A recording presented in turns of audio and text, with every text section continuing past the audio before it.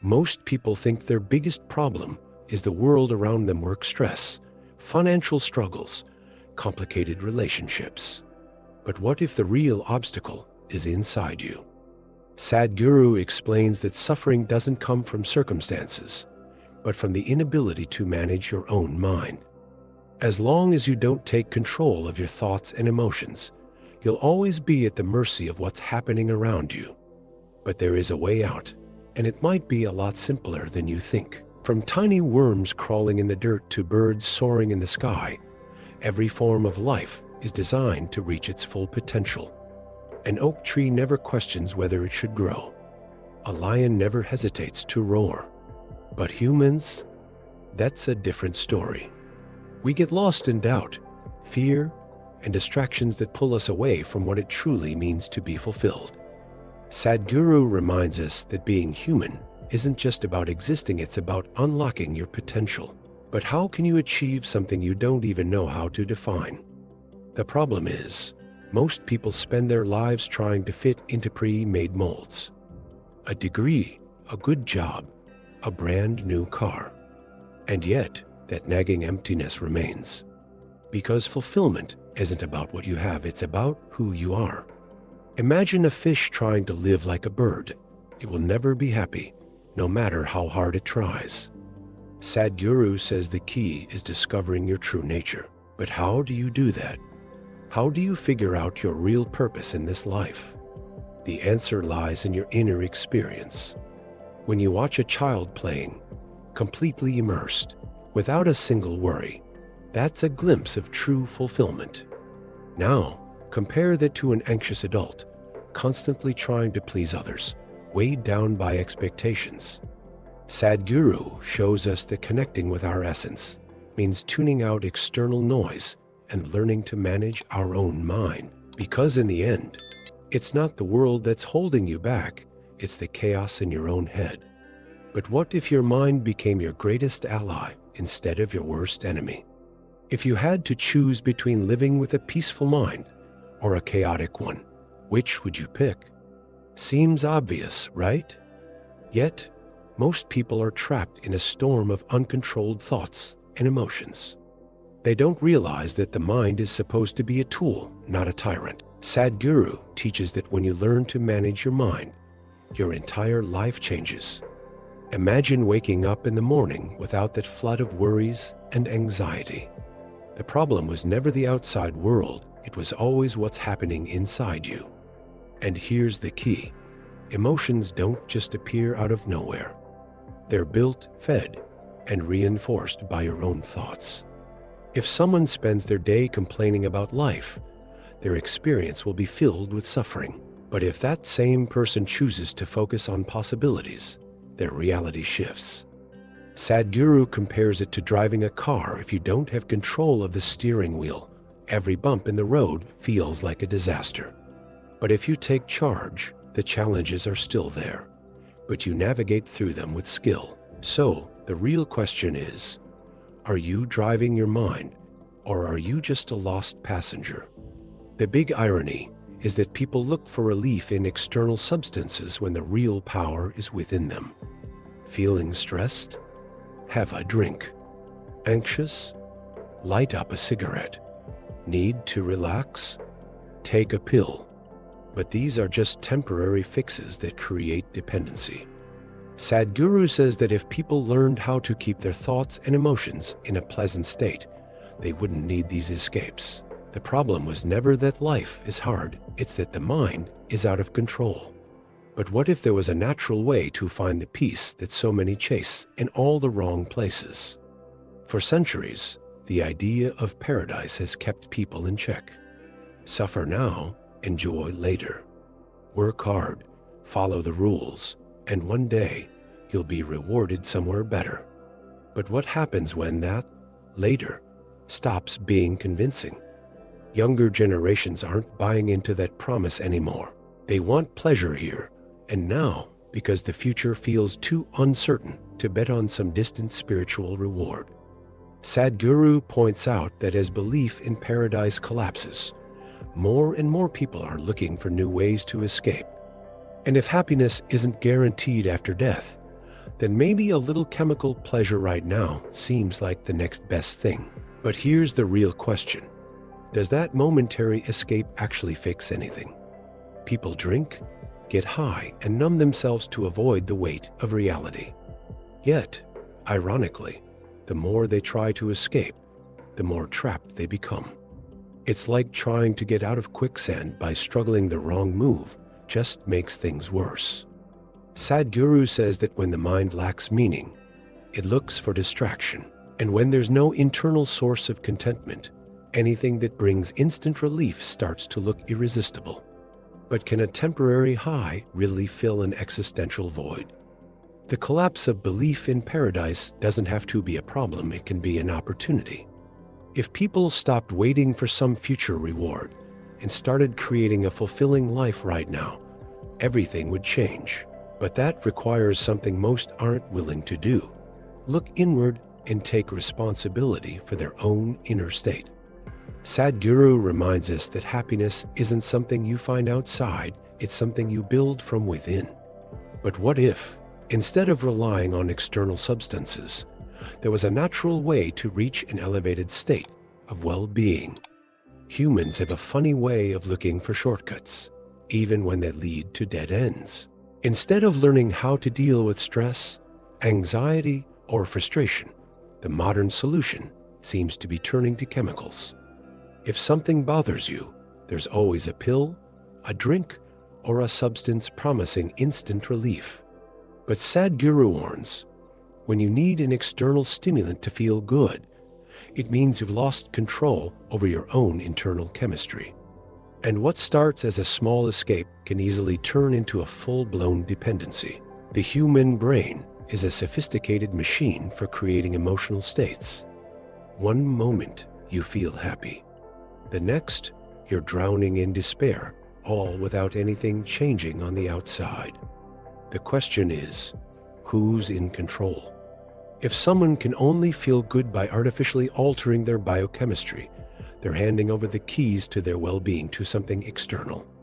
Sadhguru explains that with the right training, anyone can activate their own internal pharmacy.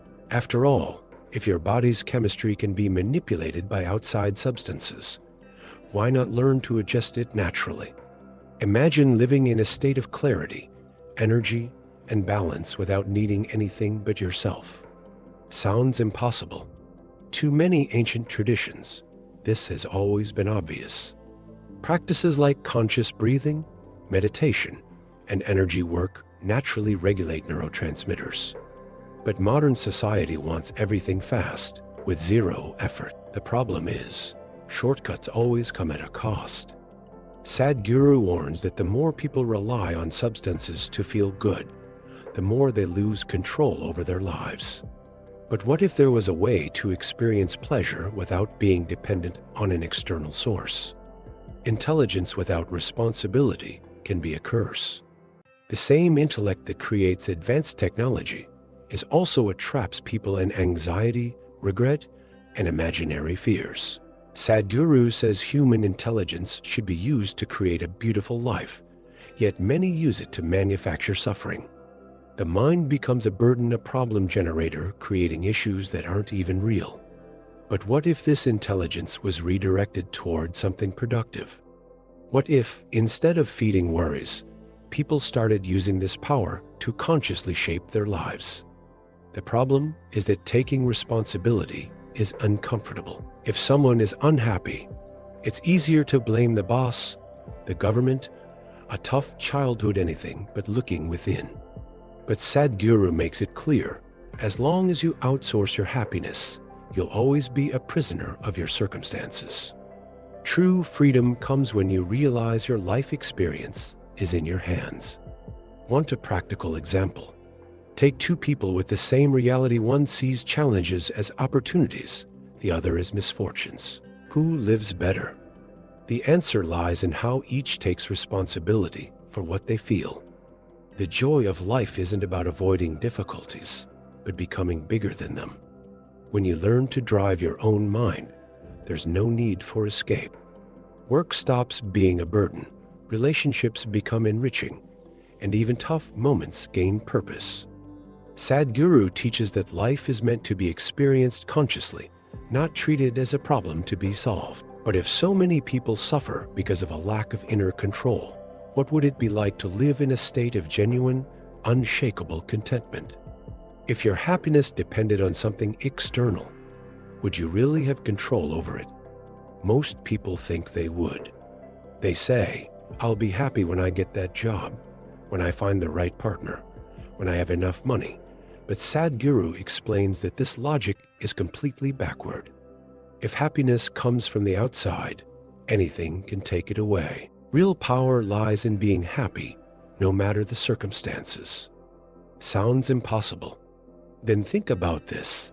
If something inside you can create sadness for no reason, why couldn't it also create joy for no reason?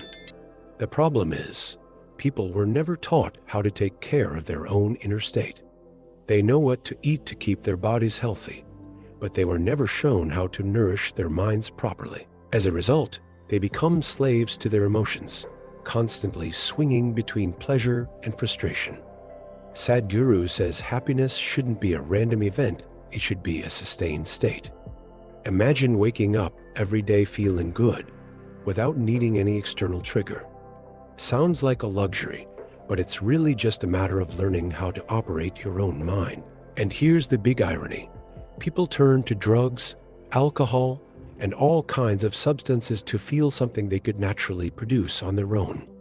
If the body is capable of releasing dopamine, serotonin, and endorphins by itself, why depend on a bottle or a pill? Techniques like meditation, conscious breathing, and activities that require full presence do exactly that. They create an internal state of well-being with no side effects. But if true inner happiness is the ultimate freedom, why do so few people cultivate it? If people keep chasing happiness through external substances, where does this lead? Sadhguru warns that if this cycle isn't broken, in the coming decades, a huge percentage of the population will be chemically dependent just to cope with life. Stress keeps rising, dissatisfaction grows, and instead of addressing the root cause, the modern solution is to numb the pain. But what happens when temporary relief comes with a heavy price? What will the world look like when no one knows how to be happy without an external trigger? And here's the most concerning part. This dependence won't just be personal, it will be societal. When a behavior becomes common, it gets normalized.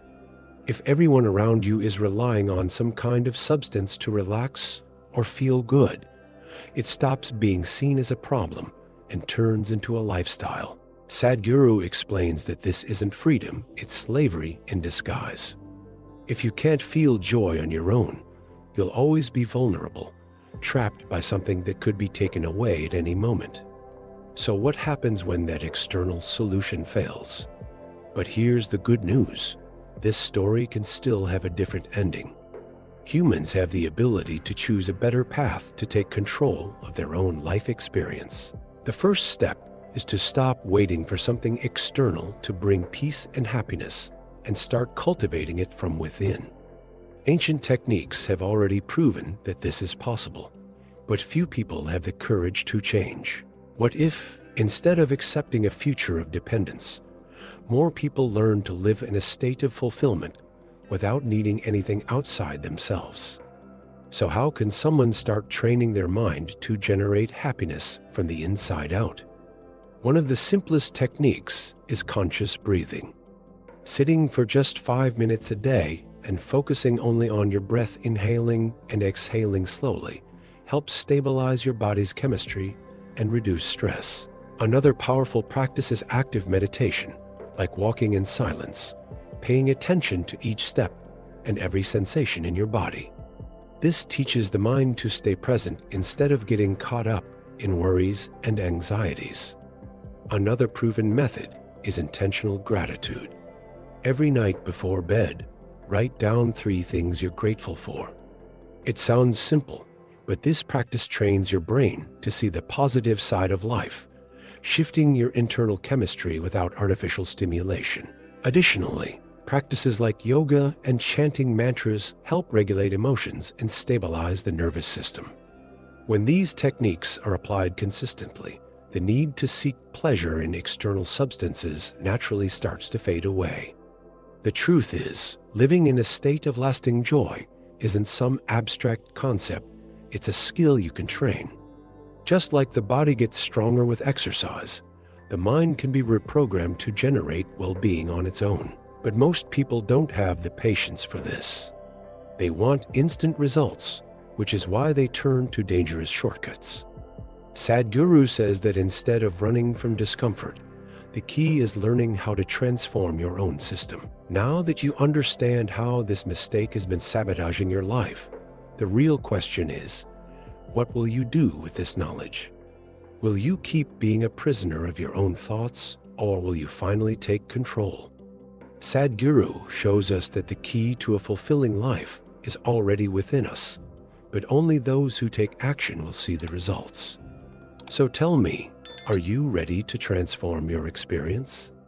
Subscribe to the channel, turn on notifications, and keep going on this journey of learning.